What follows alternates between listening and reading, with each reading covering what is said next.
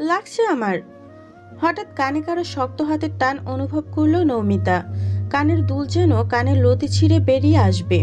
ব্যথা অনুভব হওয়ায় মৃদু চিৎকার করলো। অজান্তেই তার হাতটা চলে গেছে সে শক্ত হাতের উপর। চেষ্টা করছে কানের উপরে থাকা হাতটা সরাতে। ব্যথাত চোখ দুটো যখন আগ্রহ নিয়ে পিছন ফিরল, তখনই অগ্নিমূর্তির ন্যায় লাল টকটকে ক্ষিপ্ত দৃষ্টির পুরুষটাকে দেখে হিম হয়ে গেল। ধরফর করে উঠল নৌমিতার বুক। হঠাৎ ব্যথাতুর ভাবটা চট করে বাতাসে মিলিয়ে গেল। চমকে উঠে ছিটকে সরে 2 কদম দূরত্ব রেখে দাঁড়ালো। চোখ দুটো বড় বড় হয়ে গেছে। গোলাপি বর্ণের চিকন ঠোঁট দুটো কিঞ্চিত ফাঁক হয়ে গেল। সে ভেবেছিল তার বান্ধবী হবে হয়তো। লোকটার দিকে তাকিয়ে কিছু বলতে যাবে তাকে থামিয়ে দিল। ওই শক্ত হাতে কনুই চেপে ধরে টানতে টানতে পার্কের গেট ক্রস করে গাড়ির দরজা খুলে সামনে দাঁড় করালো। লোকটি গমগমে স্বরে বলল, জলদি উঠে বস। চোখ মুখ কুঁচকে ব্যথা সহ্য করছে নৌমিতা তরফদার নিমু। কিয়ৎক্ষণ পর বাঁধন থেকে মুক্ত হলে রাগ দেখিয়ে প্রশ্ন ছুড়ে, এসব কি কুষাণ ভাই? পাবলিক প্লেসে এমন বিহেভ করছো কেন? চলতি পা দুটো থেমে গেল। উল্টো ঘুরে বড় কদমে মুখোমুখি দাঁড়িয়ে অপ্রকৃতিস্থিত মেজাজে বলল, পাবলিক প্লেসে সিনক্রেট করে জোকার সাজতে চাচ্ছি না। গাড়িতে বস, কুইক। ভড়কে গেল নৌমিতা। অস্বাভাবিক মেজাজ দেখে তর্ক করার মতো দুঃসাহস আর দেখালো না নৌমিতা। এদিক সেদিক তাকিয়ে একটা শুকনো ঢোক গিলে বসে পড়ল গাড়িতে।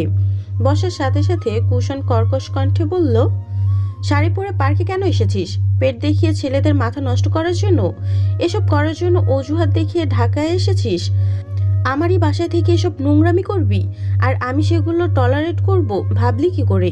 স্টুপিড, কালকের মধ্যে গ্রামে পাঠাবো তোকে। যদি নিজের ভালো চাস তো তাহলে আর একটা প্রশ্নও করবি না। ঘাবড়ে গেল নৌমিতা। ভয়টা গ্রামে পাঠাবে এই জায়গায় নয়, ভয়টা হচ্ছে অন্য জায়গায়। চুপচাপ বসে রইল সে। কুষাণ আর 1 সেকেন্ডও দেরি করল না। রিভার্স গিয়ারে হাত রেখে স্টার্ট দিল গাড়িটা। নৌমিতা এখনো আতঙ্কে রয়েছে। কখন যে শাড়িটা সরে গিয়েছিল বুঝতেই পারেনি ও। সে তো পার্কের এক কিনারায় দাঁড়িয়েছিল, কে আর দেখবে তাকে? ভুল হয়েছে, একটা মাস্ক সাথে আনার দরকার ছিল তার। 20 মিনিটের রাস্তা যেন হাওয়ার বেগে 10 মিনিটেই অতিক্রম করে ফেলেছে কুষাণ। নৌমিতা দুরু দুরু বুকে গাড়ি থেকে নামলো। মনে মনে আওড়ালো, শুক্রিয়া শুক্রিয়া, গাড়িসহ আমি যে সহি সালামতে বেঁচে ফিরেছি এই অনেক।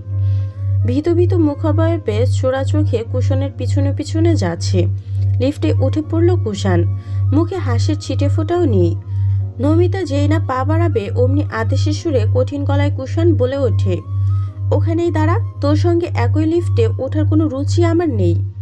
নৌমিতা হতবাক, হতবুদ্ধি, পাটা সরিয়ে আনলো। লিফটের দরজা তখনই বন্ধ হয়ে গেল। তাকে রেখে চলে গেছে কুষাণ। কোমরে হাত দিয়ে কলাপাতা রঙের শাড়িটা উঁচু করে ধরে বোকা বোকা গলায় বলে, তাহলে আমি কি দিয়ে যাব? সিঁড়ি দিয়ে এই শাড়ি পরে আদৌ 5 তলা পৌঁছানো সম্ভব? এই কুষাণ তরফদার এত ভাব দেখায় কেমন করে? অসভ্য, ইতর, জাদ্রেল মার্কা লোক।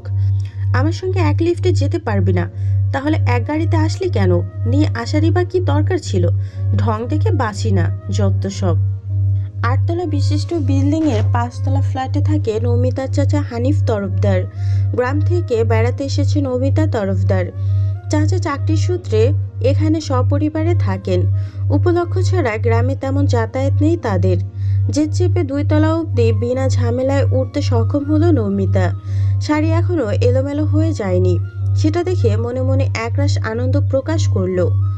আনমনে হাঁটার দরুন হঠাৎই হুমড়ি খেয়ে পড়ল ফ্লোরে। আকস্মিক শাড়িতে পা আটকে পড়ে যাওয়ায় ব্যথা পেয়েছে ভীষণ। নাক মুখ কুঁচকে শাড়ি সামলে ওঠার চেষ্টা করলো। অমনি 2 তলা থেকে ভাড়াটিয়া ফিক করে হেসে দিল।